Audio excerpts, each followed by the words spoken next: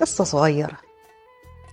سأل الملك الوزير: لماذا أجد أن خادمي سعيدا أكثر مني في حياته وهو لا يملك شيئا، وأنا الملك لدي كل شيء ومتكدر المزاج؟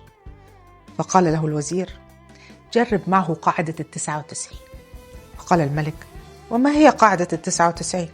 قال الوزير: ضع 99 دينارا في صرة عند بابه في الليل، واكتب على الصرة 100 دينار هدية لك، واطرق بابه وانظر ماذا سيحدث.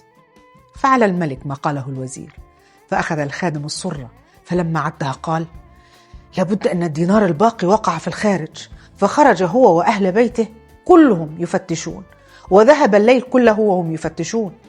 فغضب الأب لأنهم لم يجدوا هذا الدينار الناقص، وثار عليهم بسبب الدينار الناقص بعد أن كان هادئا. وأصبح الخادم في اليوم الثاني متكدر الخاطر لأنه لم ينم طوال الليل.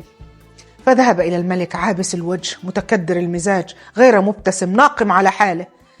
فعلم الملك ما معنى 99، إننا ننسى 99 نعمة التي وهبنا الله إياها، ونقضي حياتنا كلها نبحث عن نعمة مفقودة، نبحث عن ما لم يقدره الله لنا ومنعه عنا لحكمة لا نعلمها، ونكدر أنفسنا وننسى ما نحن فيه من نعم.